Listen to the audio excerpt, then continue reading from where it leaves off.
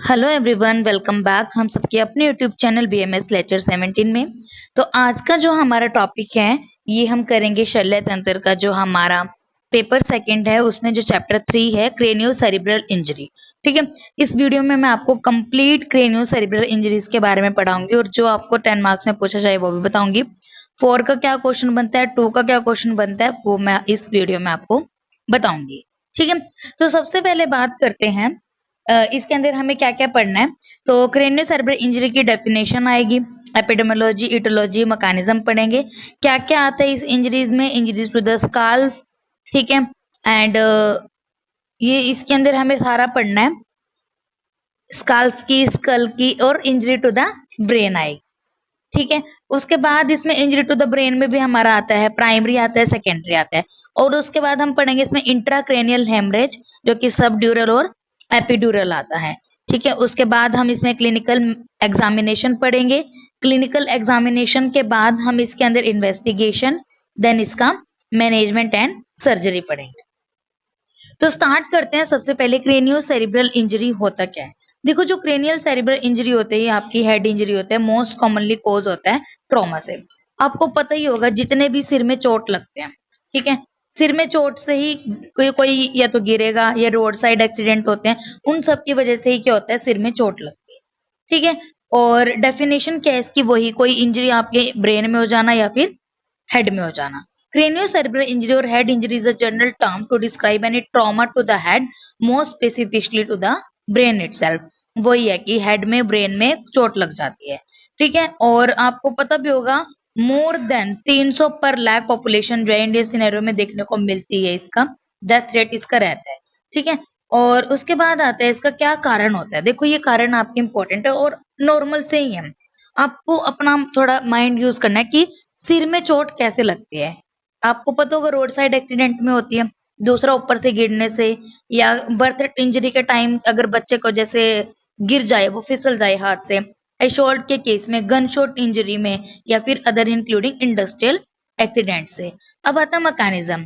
जो cranio cerebral injury होती है उसमें क्या होता है, बेसिकली हाई एनर्जी मैकेनिज्म होता है, क्योंकि थोड़े बहुत चोट, थोड़े बहुत अगर थोड़ी सी लग जाए तो सिर में, तो इतना मतलब इंजरी नहीं होती है। आपने देखा भी होगा, थोड़े जब हम छोटे होते तो कहीं गिर गए या कुछ हो गया, थोड़ा छोटे बहुत चोट लगी तो जस्ट एक बम्प सा बन जाता है, गोला सा बन जाता है। लेकिन ये तो नहीं है कि इंजरी हो गई है बहुत ज्यादा, तो इसमें बहुत हाई एनर्जी चाहिए होती है। ठीक है, और high speed road side accident में ये होता है, मल्टीपल सिस्टम की क्या हो जाती है, इसमें इंजरी होती है। क्या होता है इसमें, मल्टीपल सिस्टम की इंजरी होती है, specially to the spine. Spine में भी ये होता है। ठीक है, गिरने वगैरह की वजह से ये होता है। नेक्स्ट बात करते हैं हम, अब आता है इसमें क्लासिफिकेशन।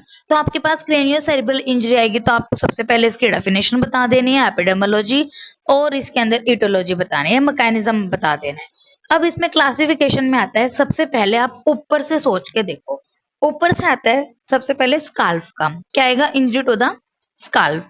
स्काल्फ के नीचे स्कल है, स्कल है, स्कल के अंदर क्या है, ब्रेन रहते हैं हमारे। ठीक है, उसके बाद तो स्काल्फ की इंजरी में आपका वुंड आएगा और हेमेटोमा आता है।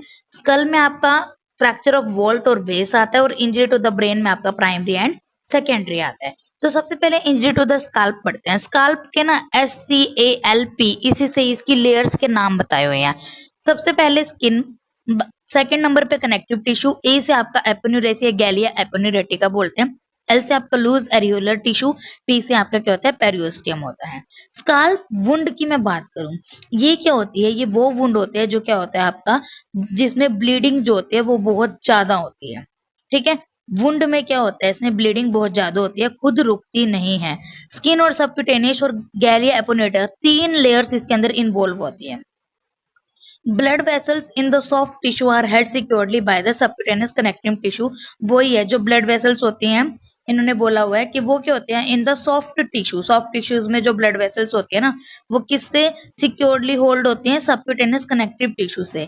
तो जो क्या करते हैं आपको, preventing from retracting when injury, retract होने से बचाता है। मतलब कि इसमें आपने बोला है कि ब्लीडिंग होती है, तो ब्लीडिंग होने के 2 कारण होते हैं, कि जो नर्व्स होती है ना, उसका क्या करता है, वो बैक नहीं होने देता। ठीक है, वहां पे preventing from retracting when injury, कि रिट्रैक्ट होने से वो बचाता है। ठीक है। हाँ, कॉन्ट्रैक्शन नहीं होने देता, प्रिवेंटिंग फ्रॉम रिट्रैक्शन, रिट्रैक्शन से वो बचाता है। ठीक है, रिट्रैक्ट नहीं होने देता। ठीक है जी।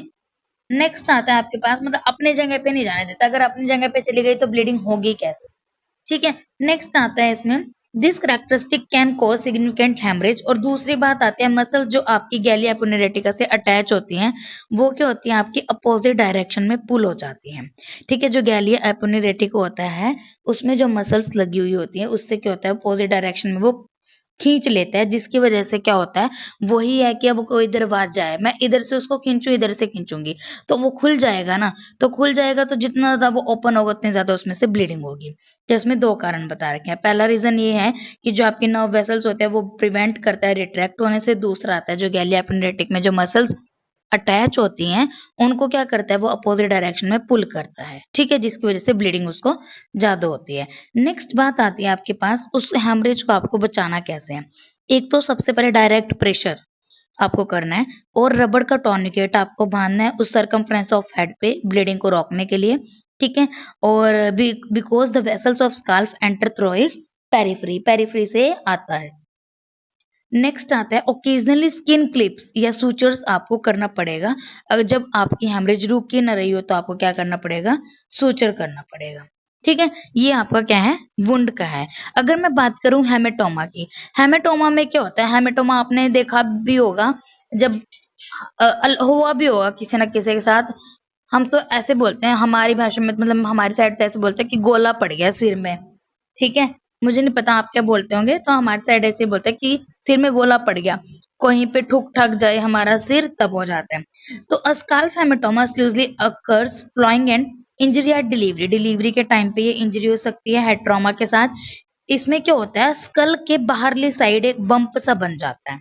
ठीक है, कहा क्या होता है, स्कल के बाहरली साइड बम्प सा बन जाता है, और इसमें इन्होंने बोला है haematoma itself can not press on the brain, वो ये ब्रेन में इतना कुछ वो नहीं करता ये, लेकिन सीरियस, वैसे ना ये इतना सीरियस कंडीशन नहीं होती, लेकिन सीरियस तब हो सकती है जब क्या हो जाए, अंदर ही अंदर ब्लीडिंग हो जाए। ठीक है, अंदर ही अंदर ब्लीडिंग हो जाए तब हो सकती है ये, कि हाँ कि कॉम्प्लिकेशन हुई है, लेकिन वैसे ही खुद ठीक हो जाता है। ठीक है। नेक्स्ट आता है आपके पास injury to the skull, scalp की पड़ली, वुंड और हेमेटोमा। स्कल की बात करते हैं, स्कल में एक आएगा वोल्ट, एक आता है आपके पास इसमें बेस। वोल्ट में क्या होता है, आउटर मोस्ट कवरिंग इसमें बता रखे हैं। स्कल में क्या होता है, स्कल फ्रैक्चर इज यानी break in the cranium bone, जो क्रेनियम बोन होते हैं इसमें क्या हो जाए, किसी में ब्रेक हो जाए उसी को बोलते हैं। ठीक है, break in the cranium bone. ठीक है, fracture of the skull could be two type, एक क्लोज होता है एक ओपन होता है। क्लोज वो होता है जिसके अंदर जो स्कल्प होता है ना, आपका स्कल्प होता है वो रिमेन इंटैक्ट, वैसा का वैसा रहे, कोई उसमें दरार ना पड़े, कोई वो वहां से ना निकले, कुछ ना हो। ठीक है, ओपन क्या होता है, जो ओपन हो जाता है, टीयर उसका ड्यूरा हो जाए, आर्केनोइड रिजल्टिंग में क्या हो जाए, सेरिब्रोस्पाइनल फ्लूइड जो है वो लीक हो जाए एनवायरमेंट में। ठीक है, अब इसमें ना कुछ इसमें फ्रैक्चर बता रखे हैं, किसमें लीनियर फ्रैक्चर है। लीनियर क्या होता है, अब आप ये पिक देखो, इसमें ना लीनियर एक लाइन सी, जैसे किसी चीज में दरार आ जाती है ना, वैसे है। दीज आर स्ट्रेट और curve fracture lines often of considerable length, वही है 70% ये लीनियर ही होते हैं, और इसको बोलते हैं फिशर्ड फ्रैक्चर, इंपॉर्टेंट है। फिशर्ड फ्रैक्चर इसको बोलते हैं, सफुटित। ठीक है, वही है, इसके अंदर क्रैक हो जाता है बिना किसी डिस्प्लेसमेंट के, और एक्सरे में इतना ये पता नहीं चलता, तो आप सीटी करा सकते हो। नेक्स्ट है कम्युनिकेटेड, कम्युनिकेटेड चूर्णित टाइप का, आप इसमें पिक्चर में देखो कि चूर्ण सा बन गया, इसका टूट टाट के गड्ढा सा बन गया वहां पे। तो ये जो टर्म होती है इसके अंदर क्या हो जाता है, division of bone into several fragment, जो बोन होती है वो क्या हो जाते हैं, सेवरल फ्रैगमेंट में टूट जाती है। ठीक है, this result when a considerable force is applied over a relatively small area, कब होता है ये, जब छोटी से एरिया पे बहुत ज्यादा फोर्स लगाया जाए, जैसे कोई हैमर मार दे सिर में, उससे हो जाए, कोई वेपन उसमें लग जाए। नेक्स्ट आता है डिप्रेस्ड फ्रैक्चर, डिप्रेस्ड में आप देखोगे कि साइड में दरारें हैं और बीच में से गड्ढा सा बन गया। तो इसमें क्या होता है, these occur due to forceful localise impact causing multiple linear fragment, linear वाले ही जब काफी सारे हो जाएं, ठीक है, और वो क्या हो जाए, radiating from the site of impact with depression, और डिप्रेशन वहां पे बन जाए, जो बोन होती है वो पीसेज में टूट जाए, ये भी हैमर वगैरह की वजह से ही होते हैं। और इसको इन्होंने बोला है कि सिग्नेचर फ्रैक्चर भी इसको बोलते हैं। क्या बोलते हैं इसको? सिग्नेचर फ्रैक्चर भी बोला जाता है। अब आता है इसकी कॉम्प्लिकेशन क्या होती है। डिप्रेस्ड फ्रैक्चर, कि अगर किसी को डिप्रेस टाइप का फ्रैक्चर हो गया तो क्या होगा। देखो, इसके नीचे होता है आपका ड्यूरा, ठीक है, तो ड्यूरा क्या हो जाएगा, फट जाएगा। उसके बाद वो किस पे प्रेशर डालेगा, कॉर्टेक्स पे, तो सेरेब्रल कॉर्टेक्स पे प्रेशर होगा, फिर अंदर ही अंदर उस पे प्रेशर डालेगा तो हेमरेज हो जाएगी। उसके बाद पोस्ट ट्रॉमेटिक एपिलेप्सी हो जाएगा।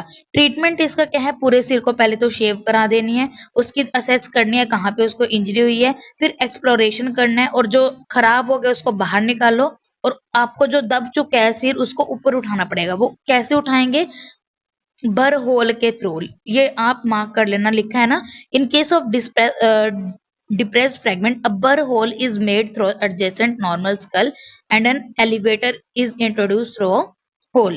ठीक है, वही बर होल डाल के उसको उठाना होता है। ठीक है, ये क्या बताया मैंने आपको, वोल्ट के फ्रैक्चर बताया। अब मैं बेस की बात करती हूँ। बेस मतलब कि फोसा होते हैं, तो ये भी आपका 3 टाइप से होता है। ठीक है, तो इसमें हमारा जो फ्रैक्चर होता है वो होता है एंटीरियर क्रेनियल फोसा का, मिडल का होता है और इसमें पोस्टीरियर का होता है, 3 होते हैं। फोसा है ये, तो दिमाग में याद रखना क्या है, this is characterise by bleeding from nose. अब ध्यान से अपने माइंड में सोच के चलो कि नोज से क्या हो रही है, ब्लीडिंग हो रही है, सीएसएफ भी बाहर निकल रहा है, उसको बोलेंगे सीएसएफ राइनोरिया। सीएसएफ नाक से बाहर निकल रहा है, सीएसएफ राइनोरिया। और क्या होता है साथ के साथ इसमें सब कंजक्टाइवल हेमरेज मिलेगी और इकाइमोसिस मिलती है। ठीक है, इकाइमोसिस वही थोड़ी सी जो वेसल्स होते हैं कैपिलरीज वो रप्चर्ड हो जाती हैं अपर और लोअर आईलिड पे, इसे बोलते हैं रैकोन आई। क्या बोलेंगे इसे, रैकोन आई बोले। ठीक है, ये याद रखना है इसके अंदर। और क्या होता है, ये अमेरिकन मैमल होता है जिसकी जो आंखों के अराउंड जो होता है वो काला होता है। ठीक है, in this fracture first cranial nerve olfactory damage होती है। कौन सी, ऑल्फैक्टरी नर्व डैमेज होती है। कौन सी होगी इसमें, फर्स्ट होती है। ठीक है, और जो कि क्या कर देती है, एनोज्मिया कर देती है, लॉस ऑफ स्मेल कर देती है। और क्या होगा, सेकंड नहीं करता, सेकंड इसमें मत लिखना। ठीक है, और थर्ड फोर्थ फिफ्थ सिक्स तक ये क्या होती है इसमें इंजरी में मतलब कि इंजरी को अफेक्ट करता है, ये डैमेज कर देता है। तो इंजरी अगर थर्ड की हो जाए, थर्ड आपकी होती है ओक्लोमोटर, जिसकी वजह से आपको क्या मिलेगा, डायलेटेड प्यूपिल मिलेगा देखने के लिए। ठीक है, अब आता है मिडल। मिडल में से निकलेगा कान में से, कान में से आएगा सीएसएफ ओटोरिया। वहां था 6 तक थी ना वहां पे, यहाँ 6 7 8 आएगी। अगर 6 में इंजरी होगी तो एब्डोमेन नर्व होती है तो स्ट्रेबिस्मस मिलेगा। ठीक है, स्ट्रेबिस्मस मिलेगा उसमें। और उसके बाद 7 में होगी तो फेशियल नर्व, फेशियल पाल्सी मिलेगी। 8 है तो वेस्टिब्यूलोकॉक्लियर, तो इसमें डेफनेस मिलती है। ठीक है, पोस्टीरियर, पोस्टीरियर का इंपॉर्टेंट है, इसमें बैटल साइन मिलता है।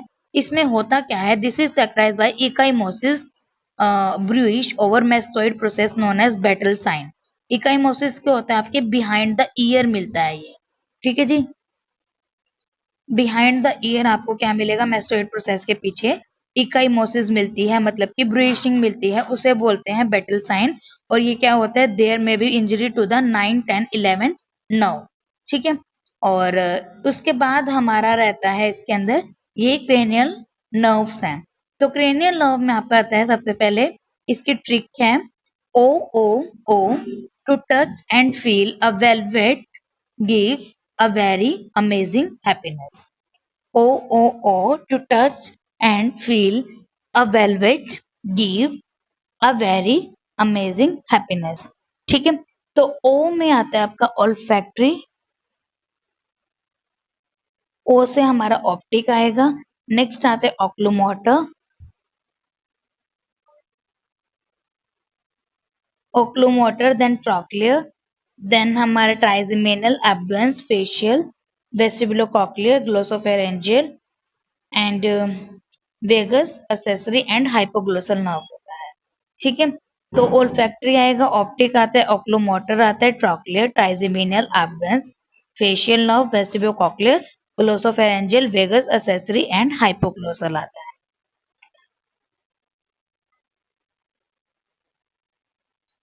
ठीक है, तो ये तो आपने पढ़े हुए हैं, ये तो सिर्फ आपको रीडिंग ही लेनी है, ये तो मैंने वैसे बता दिया कि उसमें आई थी। नेक्स्ट इसमें जो आता है इंजरी टू द ब्रेन आता है। ब्रेन में क्या है, ये हमने किसका पढ़ा है, स्कल का पढ़ा है। ब्रेन आता है, ब्रेन में आएगा प्राइमरी और सेकेंडरी इंजरी। तो प्राइमरी क्या होता है, न्यूरोनल लेजन होता है। This is initial injury to the brain as a direct result of trauma. Trauma के डायरेक्ट रिजल्ट की वजह से ये होता है, ठीक है। ट्रॉमा के डायरेक्ट रिजल्ट से ये होता है, और पेशेंट जो होता है वो रिकवर होता है पुअरली, ढंग से नहीं होता इसमें रिकवरी, ठीक है जी। अब इसमें सबसे पहले आता है सेरिब्रल कंकशन। सेरिब्रल कंकशन होता है, सिंपल मैं आपको समझाऊं तो इसमें क्या होता है, जैसे किसी ने सिर हिला दिया, शेकिंग, तो इससे क्या होगा, उसको टेम्परेरी जो होगा रिवर्सिबल फिजियोलॉजिकल पैरालिसिस हो जाती है। रिवर्सिबल है, वापस हो जाएगी उसके पैरालिसिस बिना किसी स्ट्रक्चर डैमेज के, बस हिलाया हिलाया, जिसकी वजह से उसको partial loss of consciousness, dizziness, nausea, vomiting रहेगा। और इसमें क्या होता है, कंप्लीट रिकवरी हो जाती है उस बंदे की, ठीक हो जाता है, ठीक है। और इससे क्या होता है, there is a post traumatic amnesia, चोट लगने के बाद का इसको एमनेशिया हो जाता है, वो सब कुछ भूल जाता है। With the loss of consciousness, जब कॉन्शियसनेस हो जाती है तो patient fall down and become pale. Patient क्या हो जाता है, फॉल डाउन हो जाता है, गिर जाता है, और क्या हो जाता है, उसको पेल हो जाता है, cold clammy extremities. Gradually the patient regain consciousness and become normal, ठीक है। क्या होता है इससे, पेशेंट क्या हो जाता है, वो नॉर्मल हो जाता है। कैसे हो जाता है वो पेशेंट, नॉर्मल हो जाता है, ठीक है। तो इन्होंने क्या ही बोला है यहाँ पे कि पेशेंट वो पेल हो जाएगा, गिर जाएगा, कोल्ड क्लाइम स्किन हो जाएगी, gradually the patient regain consciousness, और क्या हो जाता है, normal. The symptoms remain 1 to 30 minute, आधा घंटे तक ये रहते हैं, ठीक है। सिंपल सिर हिलाया किसी ने, और ऊपर से इन्होंने क्या बोला कि टेम्परेरी इसमें हो जाती है न्यूरोलॉजिकल, अगर आपको आती भी है इसमें कोई फिजियोलॉजिकल पैरालिसिस, ठीक है। Partial loss of consciousness, dizziness, nausea, vomiting रहेगा इसमें, और कंप्लीट रिकवरी हो जाती है इसमें। पोस्ट ट्रॉमेटिक अमनेशिया आपको यहाँ पे मिलता है, और ये आधे घंटे तक रहता है। नेक्स्ट आता है सेरिब्रल कंट्यूजन। जो सेरिब्रल कंट्यूजन होता है, इसमें क्या होता है, ब्रूइश हो जाता है, जैसे कि वही थोड़ा सा नील से जैसे पड़ जाता है, हेमरेज हो जाता है अराउंड ब्लड वेसल्स, और ये डैमेज कर देता है आपकी नर्व सेल्स को और एक्सॉन्स को। इतना ही याद रखना है इसमें, कंट्यूजन नाम से पता चल रहा है नील पड़ जाना। नेक्स्ट आता है लेसिडेशन। लेसिडेशन का मतलब समझ आ गया, फट जाता है कोई, टीयर हो जाता है नॉर्मल टिश्यू में। सेवरल फोर्स की वजह से ही होता है, फेटल होता है, जब ब्लड इकट्ठा हो जाए डिफरेंट स्पेस में, ठीक है। और laceration is usually cause by impact of brain cortex, जब आपके ब्रेन कॉर्टेक्स पे कोई अफेक्ट होता है, प्रेशर पड़ता है, तब ये होता है, क्योंकि हमारे जो वो कॉर्टेक्स होते हैं वो रफ सरफेस होता है उनका, तो इजीली उसमें लेसिरेशन हो जाती है। उसके बाद देखा this cause severe mental impairment, और जब कोई फटी हुई चीज होती है, जहां पे दरार आ जाए, कहीं पे तेड़ आ जाए, तो जब जोड़ते हैं तो स्कार मिलेगा, तो इसमें स्कार मिलता है, स्कार फॉर्मेशन मिलते हैं, कॉन्ट्रेक्शन में कोज एपिलेप्सी। एपिलेप्सी इसमें फ्यूचर में हो सकती है, ठीक है। नेक्स्ट आता है डिफ्यूज एक्सोनल इंजरी। अब क्या होता है, ये जब आपका structure damage to plenty of axons और व्हाइट मैटर विच में प्रोड्यूस अनकॉन्शियसनेस और कोमा। इसके अंदर क्या हुआ, एक्सोन्स वगैरह सारे खत्म खराब हो गए, और जिससे क्या हो जाता है, बंदा मतलब कि अनकॉन्शियस हो जाता है और कोमा में चला जाता है। This occur at the time of injury, उस टाइम पे ही होता है, और ये कोमा इसका मेन कॉज रहता है आफ्टर हेड इंजरी। नेक्स्ट आता है ब्रेन स्वेलिंग। इसमें क्या होता है, ब्रेन में स्वेलिंग आएगी, कंजेशन होएगा। स्वेलिंग बहुत इंपॉर्टेंट है और undesirable even after head injury, और जिसकी वजह से क्या होता है, कॉज ऑफ डेथ रहता है, ठीक है। अब पोस्ट ट्रॉमेटिक एमनेशिया क्या होता है, वही ट्रॉमा के बाद की भूल जाना, लॉस ऑफ मेमोरी। तो इसमें क्या होता है, लेस देन 1 आवर, या फिर 1 आवर से 24 आवर, या फिर 1 से 7 दिन आता है। मतलब आप सिंपल मानो 1 घंटा, 1 दिन, और 1 वीक, ऐसे लिख लो। तो 1 घंटा आपका माइल्ड आएगा, 1 डे आपका मॉडरेट, 1 वीक आपका सीवियर इंजरी आता है। नेक्स्ट आता है रिट्रोग्रेड ट्रॉमेटिक एमनेशिया। रिट्रोग्रेड क्या होता है, ट्रॉमा से पहले का उसको कुछ याद नहीं रहता। नेक्स्ट आता है सेकेंडरी। सेकेंडरी क्या होता है, this is a subsequent injury to the brain. वही है, ब्रेन को इंजरी होगा इनिशियल इंजरी के बाद, ठीक है। पहले उसको कभी हुआ होगा लेकिन तब इतना कुछ नहीं हुआ, लेकिन दोबारा अगर हुआ है तो उससे होता है, ठीक है। तो इन्होंने बोला है it can result from systemic hypotension हो जाएगा, हाइपोक्सिया, और इंट्राक्रेनियल प्रेशर इसके अंदर क्या हो जाता है, बढ़ जाता है। जैसे इंट्राक्रेनियल प्रेशर बढ़ेगा तो क्या हो जाएगा, उससे चेंजेस आएंगे, ठीक है। नेक्स्ट आता है the treatment of head injury is directed eight आइडर, या तो उसको प्रिवेंट करो, या सेकेंडरी उसको होने ही ना दो। तो अगर आपका ये सब कुछ हुआ सेकेंडरी में, या तो एब्सेस बनेगी, या फिर इंट्राक्रेनियल हेमरेज होता है। इंट्राक्रेनियल हेमरेज और एब्सेस जो होता है वो मेन कारण रहते हैं आपके सेकेंडरी ब्रेन इंजरी, ठीक है। तो ये हमने क्या पढ़ा है, सारा का सारा सेरेब्रोस्पाइनल इंजरीज पड़ी है। हाँ, क्रेनियो सेरिब्रल इंजरीज हमने यहाँ पे पढ़ी है। ठीक है, अब हम बात करते हैं इसके अंदर। अब जो इंट्राक्रेनियल हेमरेज होते हैं, क्रेनियम के अंदर जो हेमरेज होते हैं वो दो टाइप से हैं, सबड्यूरल और एपिड्यूरल या फिर एक्स्ट्राड्यूरल आप इसको बोल सकते हो। जो सब होता है, सब मतलब नीचे, मोर कॉमन कंडीशन होती है एक्स्ट्राड्यूरल से। ठीक है, इसमें क्या होता है, द ब्लड जो होता है वो आपका इकट्ठा हो जाता है ड्यूरा और आर्केनोइड के बीच में। ठीक है, कहाँ पे इकट्ठा हो रहा है, इसमें ड्यूरा और आर्किनोइड के बीच में इकट्ठा हो रहा है ब्लड। और उसकी वजह से क्या हुआ, there is a disruption of cortical vessels, वही ब्रेन की लेसिरेशन फट जाएगा वहां से। और ये प्राइमरी ब्रेन इंजरी के साथ रहता है। और इसमें क्या होता है, कॉन्शियसनेस लेवल भी इसमें चेंज होता है। लेकिन इसमें याद रखना है, फर्दर इसमें डिटोरिएट होता रहता है, ठीक नहीं होता बंदा। एक बार खराब हुआ तो खराब होता ही रहता है। ठीक है, इसमें कोई लूसिड इंटरवल नहीं होता, लूसिड इंटरवल आगे बताऊंगी क्या होता है। ठीक है, और लेवल ऑफ अनकॉन्शियसनेस जो होता है वो इसमें खराब होता ही होता चला जाता है। ट्रीटमेंट, अब जब इसमें खराब भी बंदा मतलब डेथ की तरफ जल्दी जाएगा तो हमें ट्रीटमेंट भी क्या करना पड़ेगा, इमीडिएट ट्रीटमेंट करना है आपको। ठीक है, क्रेनियोटोमी, क्रेनियम को ओपन अप करना है, सीटी स्कैन कराना है। अगर कोई छोटा मोटा हेमेटोमा है तो वो ठीक हो जाएगा, लेकिन इसका मोर्टेलिटी रेट क्या है, बहुत ज्यादा है। ठीक है, अब आता है क्रोनिक सबड्यूरल। क्रोनिक क्या होता है, जो आपका 2 3 हफ्तों तक रहता है ब्लड वहां पे। ठीक है, this often occur in patient without a clear history of head trauma, या अल्कोहल वाले को, पेशेंट जिसको पहले ऐसा कुछ हुआ हो, ये है। ये याद करने की इतना जरूरत नहीं है। नेक्स्ट करते हैं एक्स्ट्रा ड्यूरल। एक्स्ट्रा ड्यूरल क्या होता है, इसमें ये एक हेमरेज होता है स्पेस आउटसाइड ऑफ ड्यूर, मैंने वहां पे बोला था ड्यूरा और आर्केनोइड के बीच में। अब एक्स्ट्रा मतलब बाहर, ये होता है ड्यूरा के बाहर, outside of dura mater but inside the skull, लेकिन स्कल के अंदर है। इसे बोलते हैं एपिड्यूरल हेमरेज। और ये न्यूरोलॉजिकल इमरजेंसी कंडीशन होती है, स्कल फ्रैक्चर के साथ होता है, यंग मेल पेशेंट में ये होता है। किसमें होता है ये, यंग मेल पेशेंट में होता है। Associate with tearing of middle meningeal artery, ये इंपॉर्टेंट है, किसके साथ एसोसिएट होता है ये, मिडल मेनिंजियल आर्टरी में। किससे, यही सबसे ज्यादा आर्ट ऐसी होती है, रप्चर्ड होती है आर्टरी, कौन सी, middle meningeal artery, MMA. Haematoma भी इसमें मिलेगा आपको, वहां पे ब्लड इकट्ठा मिलेगा। ठीक है, क्लासिकल प्रेजेंटेशन इंपॉर्टेंट है, लूसिड इंटरवल मिलेगा। लूसिड इंटरवल अब मैं बताती हूँ। लूसिड इंटरवल होता है कि पहले जैसे उसको चोट लगी, एकदम से वो बेहोश हो जाता है, लेकिन क्या होता है कुछ टाइम के बाद वो बंदा ठीक हो जाता है, जिसमें हम उसका ट्रीटमेंट कर सके। ठीक है, तो मतलब हमारे लिए वो अच्छा टाइम है। लेकिन उसके बाद ही वो, कुछ टाइम बाद उसको दोबारा वो अनकॉन्शियस हो जाता है। ठीक है, तो इसका इंपॉर्टेंस ये है कि हम इसमें ना हमें ट्रीटमेंट करने का टाइम मिलता है, लेकिन जो सब ड्यूरल है उसमें ट्रीटमेंट करने का टाइम नहीं मिलता। उसमें एक बार कंडीशन अगर खराब होती गई ना तो वो होती जाती है। ठीक है, सीरियस वहां पे होती रहती है। ठीक है, नेक्स्ट आते हैं आपके पास यहाँ पे अर्ली रिकॉग्नाइजेशन। जितनी जल्दी आप उसको चेक करोगे उतनी जल्दी आप अच्छा रिकवरी कर सकते हो। Delay in diagnosis and treatment can result in death, अगर आप देरी से करोगे तो डेथ हो सकती है। मैनेजमेंट क्या है, हेमरेज है तो उसको, वही ब्लीडिंग को बंद करो। अगर ब्लड क्लोट है तो उसको निकाल दो। बर होल करना है, बर होल के थ्रू क्रेनियोटोमी करना है। अब आता है नेक्स्ट, इसके अंदर ये यहाँ पे खत्म हो जाता है।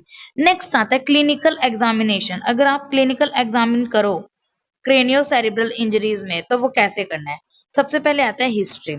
हिस्ट्री में आपको सबसे पहले पूछना है कि किस टाइप का एक्सीडेंट हुआ है। दूसरे नंबर पे पूछना है आपको कि उसका हालत जो है वो खराब जल्दी जल्दी हो रही है या फिर थोड़ी ठीक है, ये आपको पूछना है। ठीक है, उसके बाद आते हैं आपके पास यहाँ पे लूसिड इंटरवल, कि वो बीच बीच में उसको होश आ रहा है नहीं आ रहा। ठीक है, कितनी देर तक उसको रहा है, ये सब आपको पूछना है। और पेशेंट अल्कोहलिक है या फिर ओपियम लिया है या कुछ भी है, ये सब आपको चेक करना है। वाइटल साइन, पल्स, बीपी और रेस्पिरेशन आपको चेक करना है। इन्होंने लिखा है अगर किसी को हाइपरटेंशन प्लस ब्रेडिकार्डिया है, कम है, तो इंटरनल इंटरक्रेनियल ब्लीडिंग हुई है। ठीक है, हाइपरटेंशन है प्लस ब्रेडिकार्डिया तो इंट्राक्रेनियल ब्लीडिंग। अगर हाइपो प्लस ब्रेडी है तो सर्वाइकल इंजरी, और अगर हाइपो प्लस टैकी है तो एब्डोमिनल और थोरेसिक इंजरी हुई है। अब आता है रेस्पिरेशन। इसके अंदर जो रेस्पिरेशन मिलेगी आपको वो स्लो मिलेगी और शैलो मिलेगी। चाइनीज टॉक्स पता है क्या होता है, चाइनीज टॉक्स होते हैं छिन्न स्वाहा आपने सुना होगा, जो बीच बीच में रुक रुक के सांस लेता है। पहले तो सही ले रहा है, फिर बीच में ऐसा हो जाएगा कि लेगा ही नहीं बिल्कुल ही, फिर लेगा, ऐसे होता है। पैरालिसिस इसमें आपको अपोजिट साइड ऑफ बॉडी में मिलेगा, इट्स इंपॉर्टेंट। अपोजिट साइड की बॉडी में उसमें पैरालिसिस मिलता है।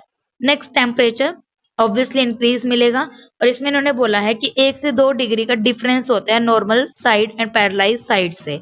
विक्टर विक्टर हॉर्सली साइन इसको बोलते हैं। जर्नल एग्जामिनेशन में आपको स्काल्फ देखना है, ब्लीडिंग वगैरह देखनी है, सीएसएफ कहीं लीक तो नहीं हो रहा, बैटल साइन चेक करना है, मतलब जो जो आपने चीजें पढ़ी हैं वो सारा आपको देखना है। अब सबसे इंपॉर्टेंट आता है comma scale, Glasgow comma scale. ये आपसे अलग से भी एग्जाम में पूछा जाता है, और जीसीएस जो होता है इसकी फुल फॉर्म भी पूछी जा सकती है। ग्लासगो कॉमा स्केल ये लेवल ऑफ कॉन्शियसनेस चेक करता है। इसके अंदर 3 चीजें होती है। ईवीएम याद करो, ईवीएम आई वर्बल और मोटर का होता है, 4 5 6, ठीक है। तो क्या होता है, आई मोटर और नहीं, आई वर्बल और मोटर, आई में होते हैं 4, वी में होते हैं 5, मोटर में होते हैं 6। आई में आएगा स्पॉन्टेनियस, मतलब जो हम नॉर्मली लेते हैं उसमें 4, आपको 4 नंबर देने हैं। अगर बोलने पे आंख खोल ले तो 3 देने हैं, अगर पेन करने पे आंख खोल ले तो 2 देने हैं, अगर आंख ही ना खोले तो 1 नंबर देना है, 0 नहीं देना। नेक्स्ट आता है वर्बल। वर्बल में क्या होता है, ओरिएंटेड है, जहां मर्जी वो सही है हमारे किधर, तो 5। अगर कंफ्यूज्ड है, कुछ भी बोल रहा है, कंफ्यूज है, 4 देना है। इनअप्रोप्रिएट वर्ड बोल रहा है तो 3। इनकॉम्प्रिहेंसिव देना है तो 2। कोई रिस्पॉन्स नहीं है तो 1 देना है। मोटर में कमांड को ओबे कर रहा है तो 6। अगर स्टिमुलेशन पे कर रहा है तो 5। Withdraw from stimulation 4। Abnormal flexion करना है 3। एबनॉर्मल एक्सटेंशन कर रहा है 2, और कोई भी नहीं कर रहा तो 1 जाएगा। मैक्सिमम होता है 15 और मिनिमम होता है 3। नेक्स्ट आता है ग्लास गो कॉमा स्केल, हेड इंजरी में होता है, और ग्लास गो स्कोर जो होता है वो पैनक्रियाटाइटिस में होता है। प्यूपिल एग्जामिनेशन, प्यूपिल इन्होंने बोला है कि बिल्कुल स्टार्टिंग में तो होता है कॉन्स्ट्रिक्शन, टेम्परेरी फिनोमिना होता है ये, ठीक है जी। कॉन्स्ट्रिक्शन होता है, the patient is often detected in the next stage of प्यूपिल dilation, उसके बाद डायलेशन हो जाता है। क्यों? क्योंकि किसी वजह से paralysis of third cranial nerve की वजह से, ठीक है। नेक्स्ट इन्होंने बोला है if the cerebral compression is unrelieved then may be go by little pupil dilation, दोनों साइड इसमें डायलेशन हो जाते हैं, जिसे बोलते हैं हचिनसोनियन प्यूपिल्स, ठीक है। नेक्स्ट आता है brain death examination, when irreversible changes has occur in the brain. कोई जब इरिवर्सिबल चेंजेस आते हैं ब्रेन में, उसकी रिकवरी ना हो तो क्या हो जाता है, ऑब्वियसली डेथ के साइन मिलते हैं, जैसे कि डायलेटेड अनरिएक्टिव प्यूपिल मिल रहा है, कोई कैलोरिक रिस्पॉन्स नहीं, कोई ओक्लोसिफेलिक रिस्पॉन्स नहीं, कोई सांस नहीं ले रहा, कोई रिस्पॉन्स नहीं कर रहा। अब आता है इन्वेस्टिगेशन, एक्सरे आपको कराना है, सीरम इलेक्ट्रोलाइट कराना है, सीटी आपको चेक कराना है, कोई एडिमा तो नहीं, कोई हेमेटोमा तो नहीं, ठीक है। कैरोटिड आर्टियोग्राफी और ईईजी कराना है, इलेक्ट्रो एनसेफेलोग्राफी कराना, ठीक है। उसके बाद आता है हमारे पास यहाँ पे मैनेजमेंट।